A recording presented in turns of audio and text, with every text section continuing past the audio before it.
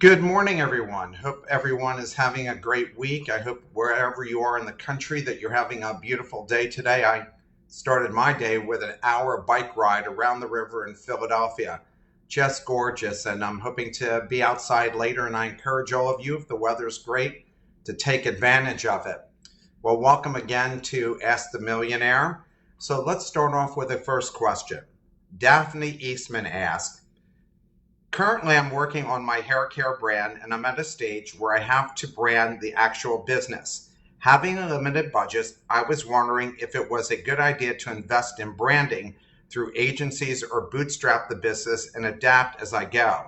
I know that my only chance to stand out and differentiate myself was through a strong brand marketing strategy, but I also want to be strategic in my spending. So, Daphne, here's what I think about branding. I think that we all know that you become a brand because people talk about how well you do something. So, when you think of social media, you typically think of Facebook. Or if you think of doing search, you think of Google. If you think of credit card, you think of American Express. I'm sure there are restaurants in your area that when you think of great Italian food, they don't even advertise it. They're just out there because everybody knows who they are. So being really good at what you do develops your brand because you're in a business that requires word of mouth. That being said, you can do very inexpensive things to go and build awareness is what you want to do, which is build awareness. And that would be through having an Instagram page, tweeting, having a Facebook page because you're going to consumers. And when you do that, things that you might do is talk about tips, reasons for people to come and want to interact with you. So you're starting a hair care brand. So you might say, here are the three best hair care products for this type of hair. Here are the three best things to do if you want to color your hair. Here are the three best things that you want to think about when deciding what type of haircut that you want. And always with them kind of wanting to ask you either a question or wanting to come to have you do the work for them. So you can do all those things inexpensively. If you have your own website, you can build a website for less than $200 by going to somebody like GoDaddy, and there's so many other services out there. So your whole marketing budget to start with, because it doesn't pay you to go and spend a lot of money to go and hire an agency, could be less than $500.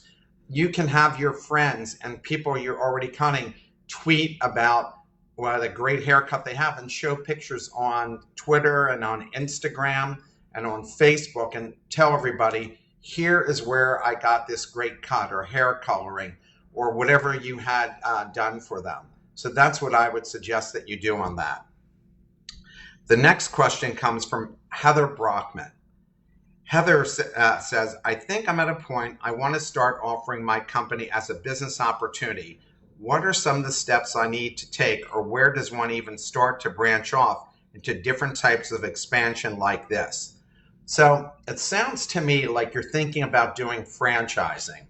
And the way to do franchising first is that you have to have a really successful business that people are actually contacting you and saying, could I resell your product or your service? I mean, that's how they really actually get started, is people come to them and ask them, could you start me in your business in my area? And to get a franchise started, the best thing to do is contact a franchise attorney, somebody who specializes in this area, and talk to them about the requirements in your particular state and other states that you want to branch out into. The other thing I would do is go to the franchise trade association. I forget what the name of it is, but go and talk to people at the National Association for Starting Franchises and get a consultant that could advise you on the best way to do it. And talk to franchise owners, people who've started franchises, and ask them what they went through. And get books on, because there's plenty of books on how to start a franchise.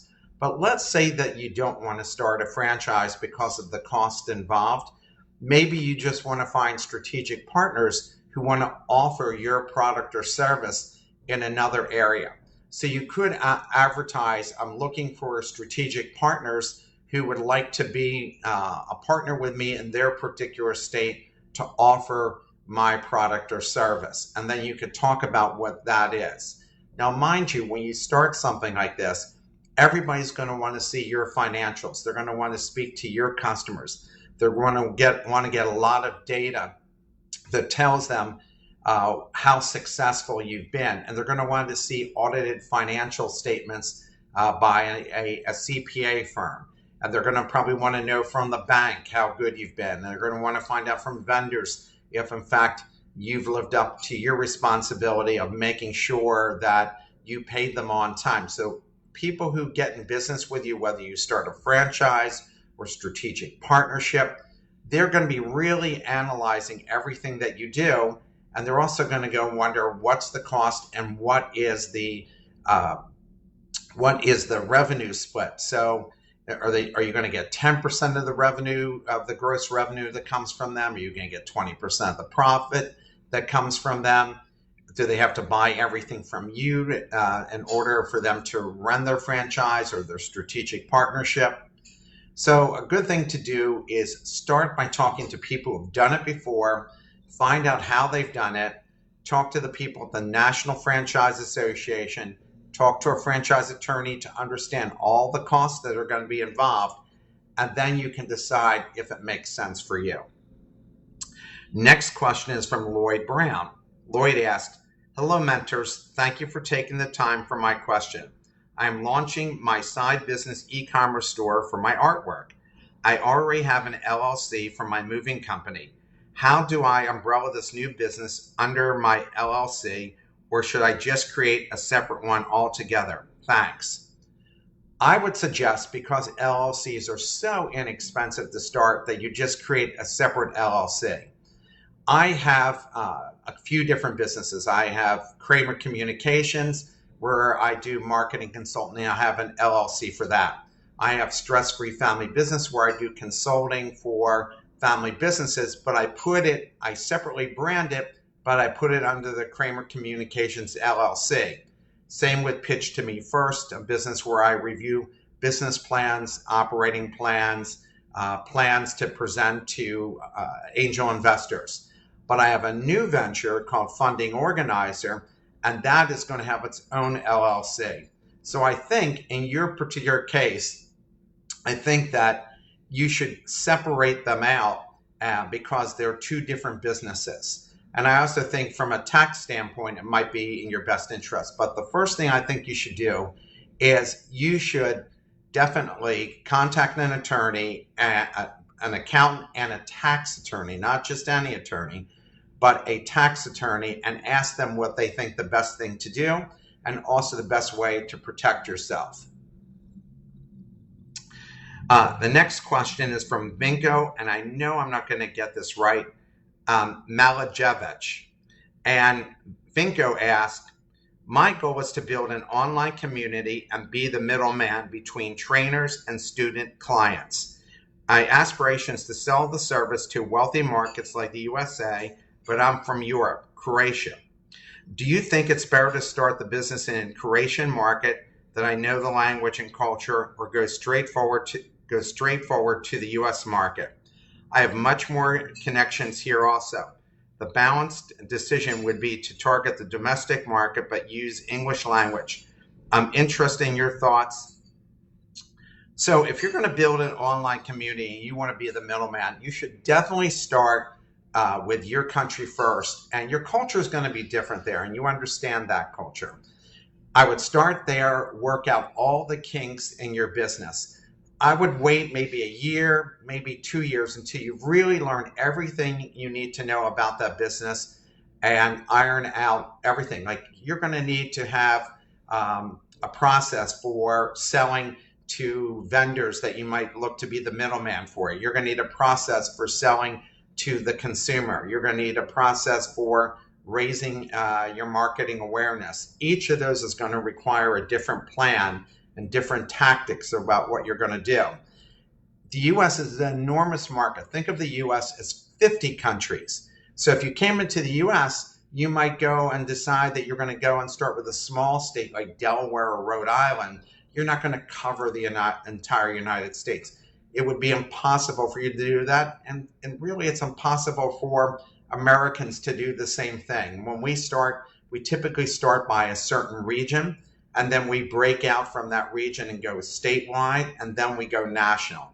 But the first thing to do is conquer your own marketplace. Now, that being said, you might come back to me and say, well, we have an oversaturated market, or people wouldn't go for this, or it seems more like a product service for the US market.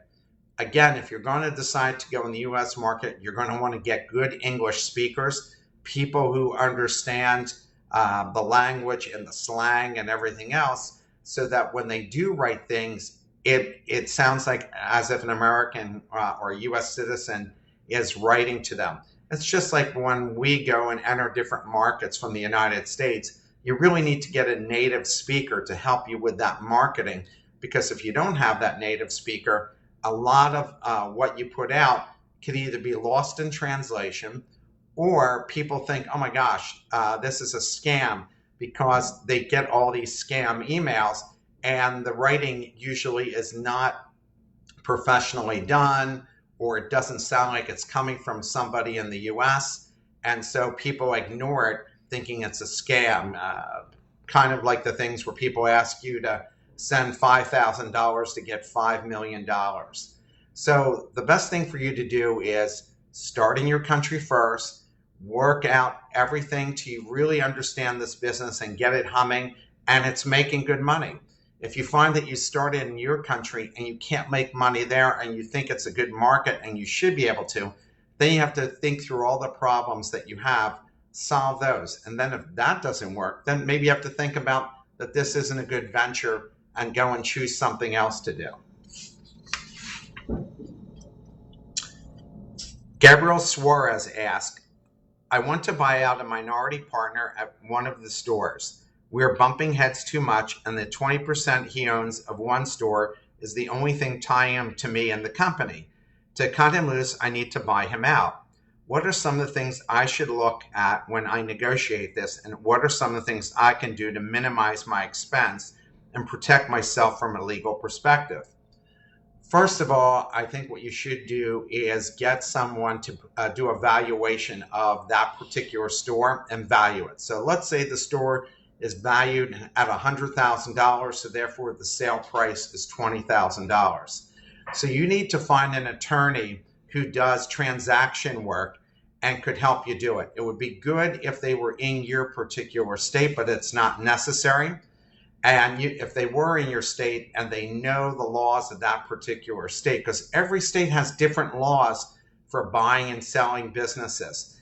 And you also have to think of the tax ramifications when you go and buy that particular business. And you also are going to be thinking about, if I'm buying this business, do I want to use my cash? Do I want to use the business's cash?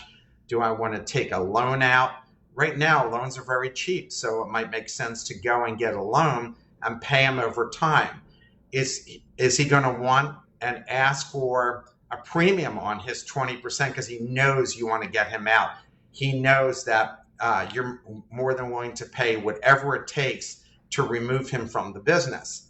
So I think you also have to think about, if he only owns 20%, find out what shareholder rights are in your business.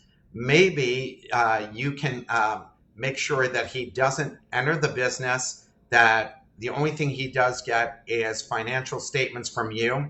And if there's a disbursement of money, maybe he only gets that. Maybe your problem isn't just that he owns 20%, as you wrote here. Your problem is you just don't like working with this person. So if you can afford to buy him out and you can get it at a price that you find is acceptable, great. If you find out that the price is unacceptable, then you could tell him, I could buy you out over a period of time, but let's work it out where we don't have to work together at all, because we're not good at working as a team. The other thing that you can also ask him in the beginning is, you own 20% of the business, I want to buy you out. What do you think is a fair and reasonable number? Let him put out a number that he would like to get for the business.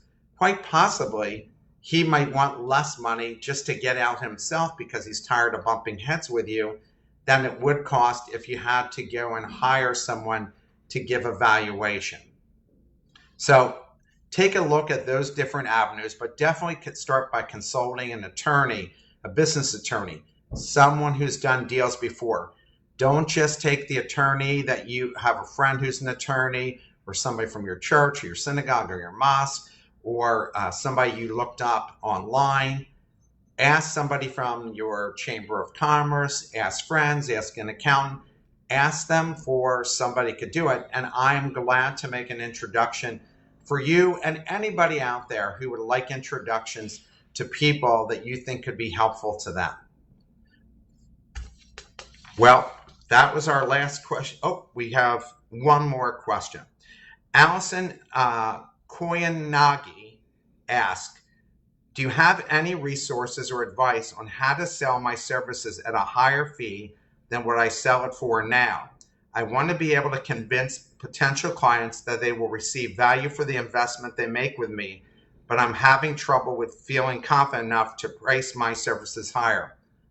That's a problem that we all go through. I go through that as well. I always tend to undercharge what I'm doing. And I think that's the case when there's a lot of competition in your particular area, or you know people will only spend so much for what you're doing. So for instance, my daughter has a global marketing practice, and when she's selling to people in Silicon Valley, she can charge triple what she would charge in Gothenburg, Sweden, because they're used to paying that price. I know in Philadelphia, if you're charging somebody for marketing services, typically they won't spend more than $5,000 a month to go and do it, but really the sweet spot's probably around $3,000 a month for marketing services. So the things you have to look at is, what is your competition charging? What services are you giving? How are you different than anybody else out there? Do you have a certain area of expertise that people would want to buy and that makes you different than anybody else that's selling it? So let's say you were an expert in selling cybersecurity services and there's only one other player out there. Well, then you can find out what they're charging and charge more than that person if in fact you're providing more benefits than that person is currently offering. Or maybe you're the only person that's providing cybersecurity consulting services and you have a backlog of people. When you have a backlog of people, you can easily up your price. But if you don't have a backlog of clients and you don't have, and you're struggling even to get clients, then you're starting out by charging people less than maybe others are doing just so you can build your book of business. But if you're really busy and people are waiting to get to you, then that's the time to up your price. So again, look at the competition and what they're charging. Look at what other people are charging, maybe even other areas close to yours. Look at what you're offering the people, all the different types of benefits that they're getting by working with you. Look at what areas of expertise that you have that other people don't have, or if you're an expert in certain areas for marketing purposes. Again, I'm using marketing as an example. If you're an expert in working with biotech companies, or you're an expert working with banks and there's nobody else doing it, then again, you're able to charge more because of your area of expertise. No different than doctors, right? If you go to a general practitioner, they charge the least. But if you go to a cardiologist or an orthopedic surgeon, they charge more because they're specialists in a particular area and they know that area very, very well. So again, if you want to go and charge more, look into all of those things first, and then you can see if the market will be willing to pay you what you're offering. It's always easier to start at a higher price and work your way down than start at a lower price and work your way up, unless your book of businesses, unless your backlog is so great, then you're able to up your price. Well, I hope you all enjoy your day today. I hope you get out there and take advantage of the beautiful weather, and especially as the country is opening up and lots of states are allowing us to go and eat at restaurants, but eat outside, spaced apart, and make sure you take good care of yourself and wear those masks. And again, I look forward to seeing you next time. Have a great and wonderful day and much success.